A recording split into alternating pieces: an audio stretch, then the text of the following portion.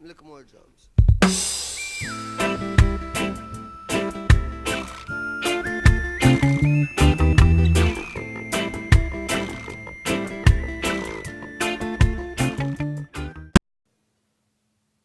I want to focus on a few kind of basic facts. I want to lay a predicate. This is one of the first national meetings we've had since November the 2nd.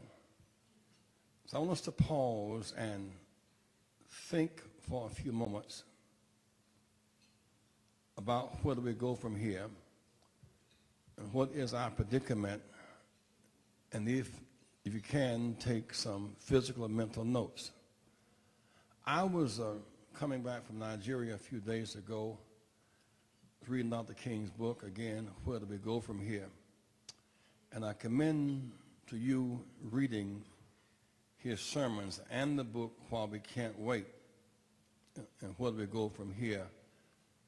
There's a chapter on Birmingham. He describes in great detail all of the organizing pieces in making the Birmingham struggle, which was the turning point.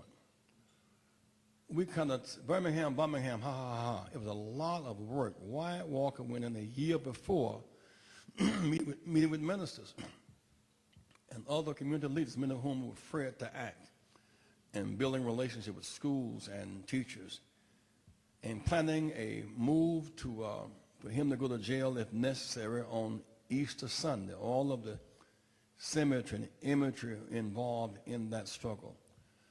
Birmingham didn't just happen. It was organized and planned.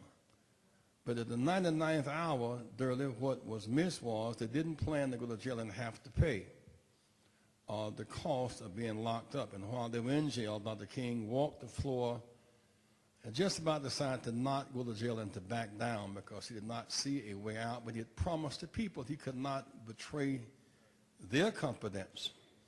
And they had to do something different, wholly depend on God and faith.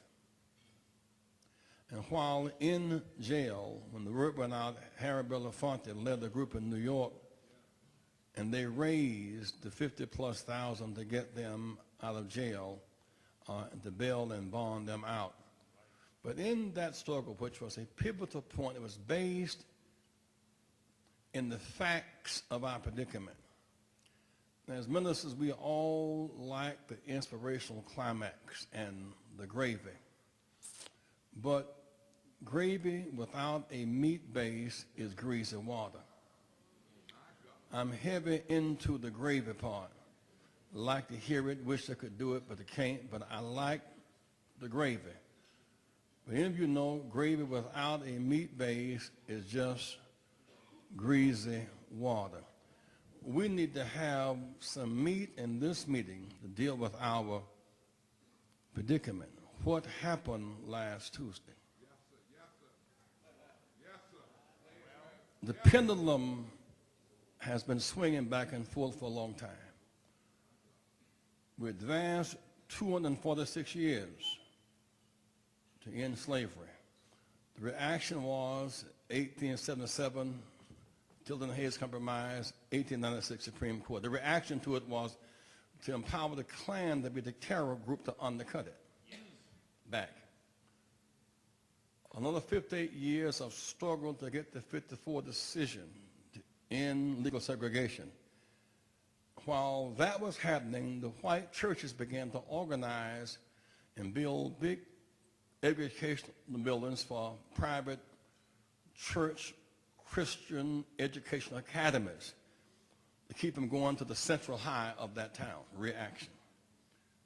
Dr. King emerges as the leader, then they begin to name call him as communist, ungodly, he's not like one of us. The attack continued until he was killed. Killed 13 years after Montgomery.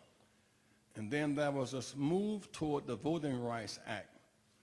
What we did not know was it takes more than to have the right to vote to win. So it took us 25 years to get from voting to how to deal with something called gerrymandering, how they draw lines. We didn't know a thing about that. Annexation, at-large, roll purging, we didn't know. It took us 25 years to figure out how the thing worked. When I ran in 84 and 88, which we didn't understand was you could win and still lose because the cards were so stacked. So we got a lot of votes in 84 and didn't get many delegates. The people like Attorney Mathis and Butch Wing and Steve Cobble, these guys, figured out that we should get something called proportionality.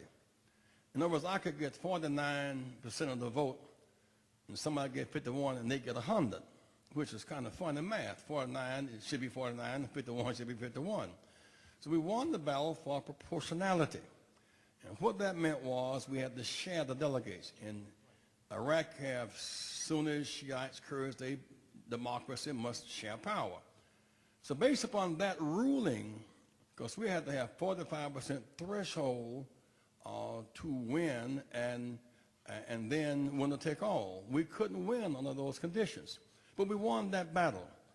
That's why we got 1,220 delegates that year in 1988. When President Barack ran in 2008, under the old rule, Hillary Clinton wins California by a margin. She wins Texas by a margin. She wins Ohio by a margin, and Pennsylvania. On the old rule, she would have been the winner. But we changed the rules and democratized democracy. But every time we democratize democracy, there is a bitter reaction. Look more drums.